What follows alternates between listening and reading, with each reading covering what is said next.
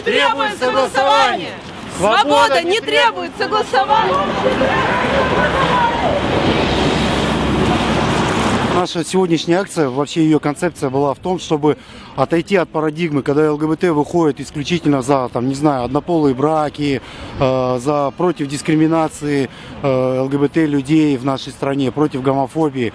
Мы решили сдвинуть акцент на то, что мы ЛГБТ люди, да, то есть лесбиянки, геи, бисексуалы, трансгендеры, являемся частью этой, неотъемлемой частью этого общества, и социальные проблемы, социальные какие-то горячие точки, которые существуют в нашей стране, они не просто нас волнуют, мы являемся частью этих протестов. Кто-то из нас профсоюзные активисты, кто-то активисты политические, гражданские и так далее. Поэтому мы просто решили сделать такой камин-аут обществу, что мы есть и в протестном движении в том числе.